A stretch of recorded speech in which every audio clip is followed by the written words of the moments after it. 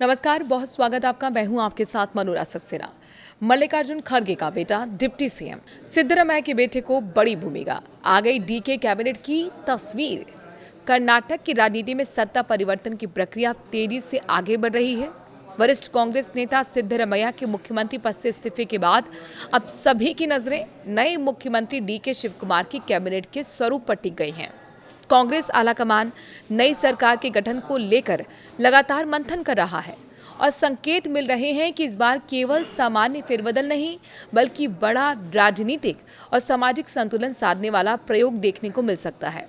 सूत्रों के मुताबिक कांग्रेस के नेतृत्व कर्नाटक में केरल मॉडल पर काम कर रहा है। इसमें अनुभवी नेताओं के साथ युवा चेहरों को बड़ी जिम्मेदारी दी जाएगी। पार्टी का फोकस 2028 विधानसभा चुनाव को ध्यान में रखते हुए नई पीढ़ी के नेतृत्व को आगे बढ़ाने पर है। यही वजह है कि कई उम्रदराज और कम प्रभाव वाले मंत्रियों की छुट्टी हो सकती है, जबकि दूसरी पंक्ति के नेताओं को मौका मिलने की चर्चा तेज हो गई है। नई सरकार को लेकर सबसे ज्यादा चर्चा 4 डिप्टी सीएम बनाए जाने की संभावना को लेकर है। पार्टी अलग अलग जातीय और क्षेत्रीय समीकरणों को साधने के लिए ये फॉर्मूला अपना सकती है। बताया जा रहा है कि दलित, ओबीसी, अल्पसंख्यक और लिंगायत समुदाय को प्रतिनिधित्व देने के लिए 4 उप मुख्यमंत्री बनाए जा सकते हैं। कांग्रेस नेता सतीश जारकिहोली ने भी संकेत दिए हैं कि डिप्टी सीएम की संख्या को लेकर अभी अंतिम फैसला नहीं हुआ है। उन्होंने कहा कि नई और युवा चेहरे कैबिनेट में शामिल होने चाहिए। भविष्य के लिए ये जरूरी है। राजनीतिक गलियारों में ये भी चर्चा है कि मंत्री प्रियंक खड़गे को डिप्टी सीएम बनाया जा सकता है। हालांकि पार्टी की ओर से अभी तक कोई औपचारिक घोषणा नहीं हुई है। कांग्रेस नेतृत्व के सामने सबसे बड़ी चुनौती सत्ता हस्तांतरण को शांतिपूर्ण और संतुलित बनाए रखने पर है। सिद्धरामैया के इस्तीफे के बावजूद उनका प्रभाव पार्टी संगठन और विधायक दल में मजबूत माना जाता है। ऐसे में आलाकमान नहीं चाहता कि पूरी ताकत सिर्फ डीके शिवकुमार के खेमे के पास जाती दिखे।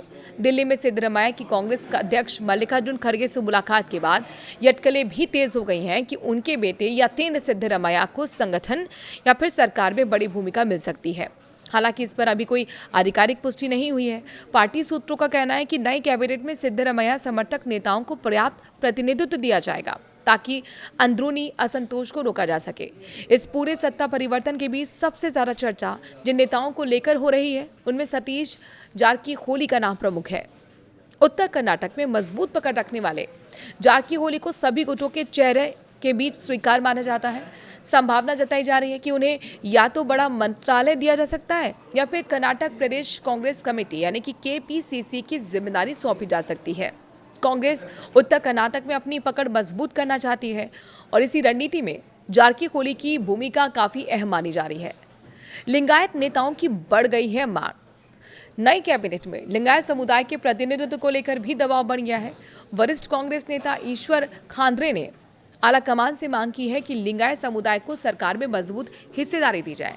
उन्होंने तर्क दिया कि कांग्रेस के पास 36 लिंगायत विधायक हैं और इसीलिए कैबिनेट और डिप्टी सीएम पदों में से इसे समुदाय को उचित प्रतिनिधित्व मिलना चाहिए।